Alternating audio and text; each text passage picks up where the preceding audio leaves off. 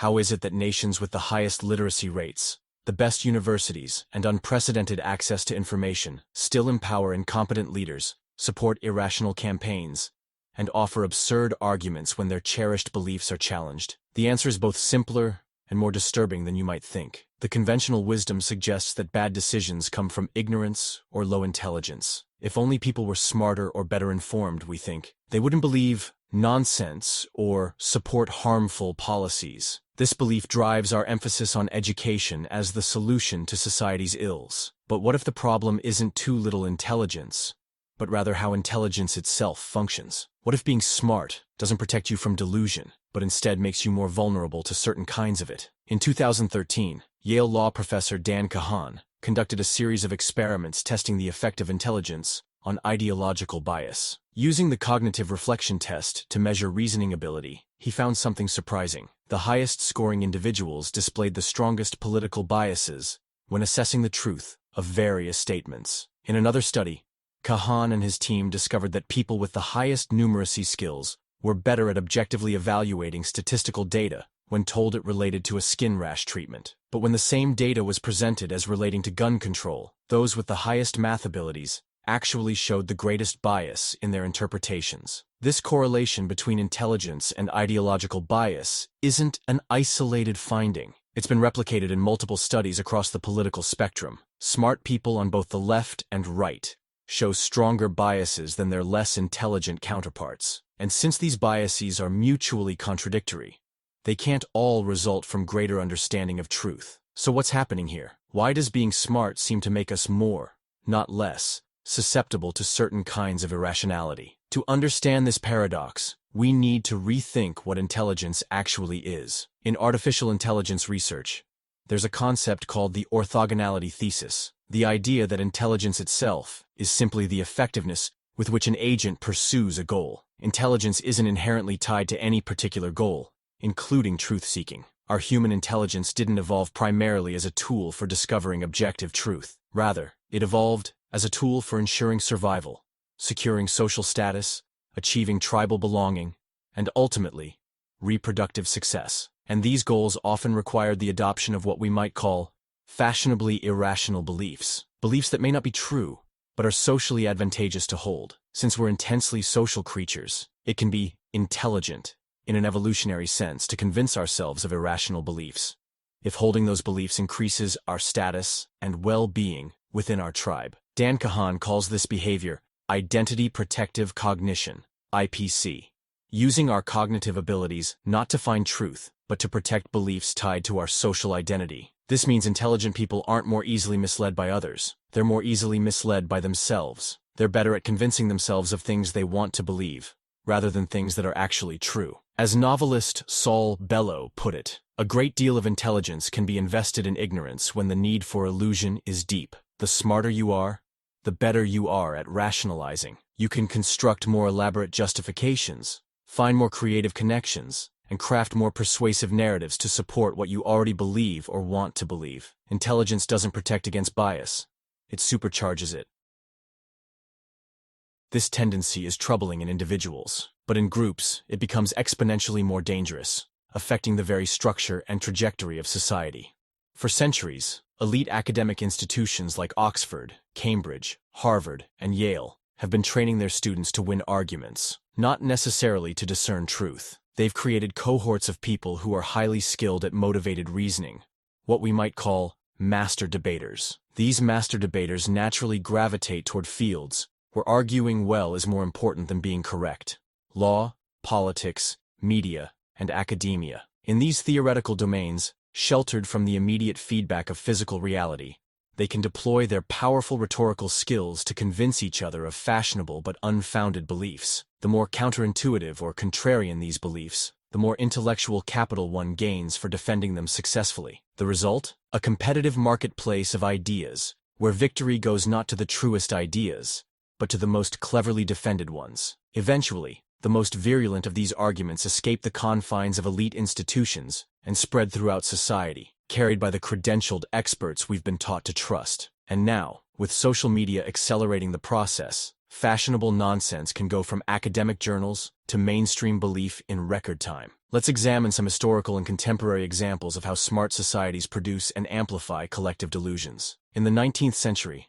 many of America's most educated minds used their intellectual prowess not to question slavery, but to justify it. Samuel Cartwright, a respected physician, invented a mental disorder he called drapetomania to explain why slaves tried to escape. Rather than acknowledging the obvious, that people don't want to be enslaved, he created an elaborate medical rationalization that allowed the educated class to maintain their self-image as both moral and rational, while supporting an inherently immoral and irrational system. In the early 20th century, eugenics gained tremendous support among the intellectual elite. Leading academics, scientists, and progressives endorsed the pseudoscientific belief that humanity could be improved through selective breeding. This wasn't just fringe thinking. It was mainstream science taught at prestigious universities and supported by major foundations. The intellectual sophistication behind these arguments made them more dangerous, not less. More recently, we've seen sophisticated collective delusions across the political spectrum.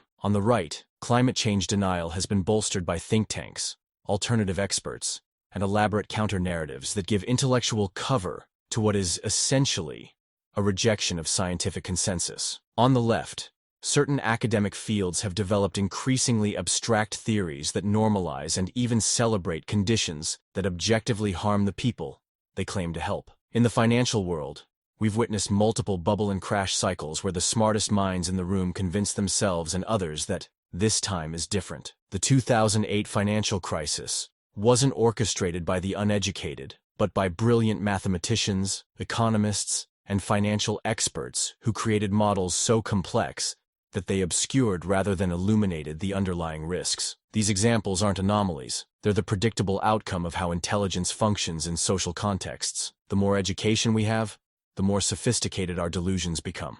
How exactly do smart societies generate stupid decisions? Several mechanisms work in concert. 1. Credential laundering. In modern societies, expertise is signaled through credentials, and those credentials confer authority.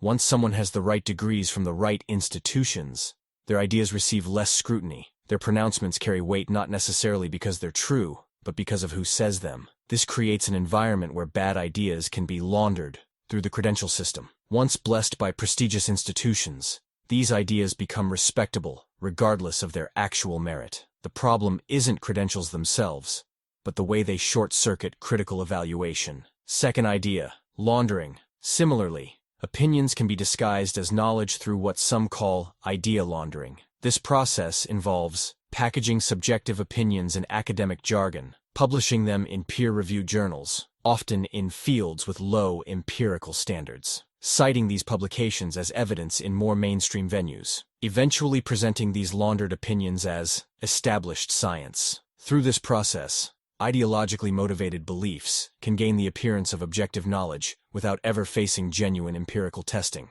3. Complexity. As camouflage, highly intelligent people excel at creating complex explanations. This complexity often serves not to clarify, but to obscure. When an explanation becomes sufficiently intricate, most people lack the time, expertise, or inclination to evaluate it critically. They defer to the experts. This creates an environment where being understandable becomes a liability. The more impenetrable an explanation, the more it seems to require specialized expertise, and the less likely it is to face effective challenge from outsiders. 4. The narrowness of expertise. Modern knowledge is hyper-specialized. Experts know more and more about less and less. This specialization has advantages for knowledge production, but creates significant vulnerabilities in decision-making. Specialists often fail to see how their narrow expertise fits into broader systems. They optimize for what they can measure within their domain, while remaining blind to externalities and interconnections. In complex systems like economies, ecosystems, or societies, this narrow optimization often produces catastrophic unintended consequences. 5. Status competition and luxury beliefs. In affluent societies, status increasingly comes not from material possessions, but from holding the right opinions. Rob Henderson calls these luxury beliefs, ideas that confer status on the educated elite while often imposing costs on the less privileged. Since status is relative, there's constant pressure to adopt ever more extreme or counterintuitive positions to distinguish oneself from the mainstream. This creates a runaway process where elite opinion becomes increasingly detached from practical reality. leading to policies that sound noble in faculty lounges, but fail catastrophically when implemented. These mechanisms don't just produce isolated instances of stupidity. They create systemic dysfunction in how smart societies process information and make decisions. One consequence is what Jonathan Haidt calls structural stupidity. Institutional arrangements that systematically produce stupid outcomes despite being populated by intelligent individuals. When organizations optimize for credentials rather than results, for appeasing stakeholders rather than solving problems, they create environments where being right is less important than being aligned with organizational incentives. Another consequence is the increasing divergence between elite and popular opinion. As educated elites become more captured by fashionable but impractical ideas, ordinary people begin to distrust experts entirely. This trust gap creates space for populist movements that reject expertise wholesale, throwing out valuable knowledge along with elite delusions. Perhaps most concerning is the effect on our ability to solve genuine problems. When societies can't distinguish between real expertise and credentialed nonsense, they become unable to mobilize collective action around evidence-based solutions. Issues requiring coordinated responses, from pandemic preparedness to climate change, become impossible to address effectively. If intelligence itself doesn't protect against delusion, and may even amplify it, what hope do we have as individuals trying to think clearly in a confused world? The standard rationalist approach suggests learning about cognitive biases and logical fallacies, but research indicates this often backfires. Teaching people about misinformation frequently causes them to dismiss facts they don't like as fake news, while teaching logic equips them with more sophisticated tools to justify whatever they already believe. If knowledge and reasoning are the tools by which intelligent people fool themselves, giving them more knowledge and reasoning only makes them better at fooling themselves. The solution must lie elsewhere. Two qualities seem to offer genuine protection against motivated reasoning: curiosity and humility. Curiosity, the genuine desire to understand rather than to confirm, motivates us to seek out disconfirming evidence rather than avoid it. It pushes us to ask questions rather than defend positions. In Kahan's research, curiosity was the strongest countermeasure against bias. Humility, the recognition of our cognitive limitations, prevents us from overvaluing our own reasoning. When we understand that even the smartest humans are deeply fallible, we become more willing to change our minds, more open to evidence, and less defensive when challenged. These qualities aren't developed through traditional education. They're matters of character more than cognition. As philosopher John Dewey noted, we do not learn from experience. We learn from reflecting on experience. Similarly, we don't become rational by accumulating knowledge, but by developing the character traits that orient our intelligence toward truth, rather than self-deception. If individual rationality depends more on character than intelligence, what does this mean for creating smarter societies? First, it suggests we should be skeptical of solutions that focus solely on providing more information or education. These approaches assume irrationality stems from ignorance, rather than from how intelligence itself functions in social contexts. Second, it indicates we need institutional designs that counteract rather than amplify our tendencies toward motivated reasoning. This might include diversifying elite institutions to include people with different backgrounds and cognitive styles, creating incentive structures that reward accurate predictions rather than persuasive arguments, designing decision-making processes that separate advocacy from evaluation, developing norms that celebrate changing one's mind rather than doubling down. Third, it argues for epistemic humility at the societal level. Smart societies recognize the limits of their own knowledge and build systems resilient enough to survive their inevitable errors in judgment. Perhaps most importantly, it suggests rethinking the values we transmit through education. If we continue to reward clever argumentation over intellectual honesty, we will produce generations of sophisticated rationalizers rather than genuine truth seekers. Instead, we might deliberately cultivate curiosity and humility as educational virtues equal to or greater than analytical intelligence. The paradox of smart societies making stupid decisions isn't so paradoxical after all. It's the natural outcome of how human intelligence functions in social contexts. Our brains evolved not to find truth, but to win arguments,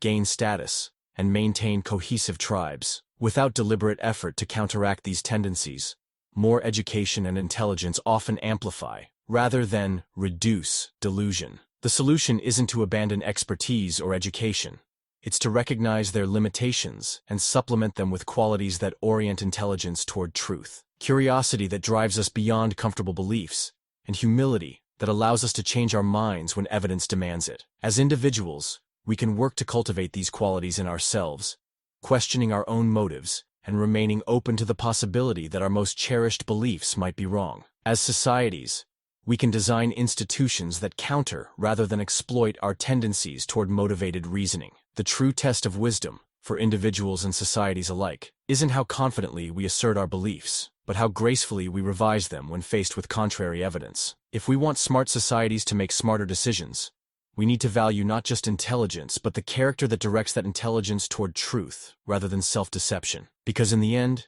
societal rationality is less about how smart we are than about what we do with that smartness. And that, more than IQ points or educational credentials, is what will determine whether our increasingly intelligent species can address the complex challenges that threaten our collective future.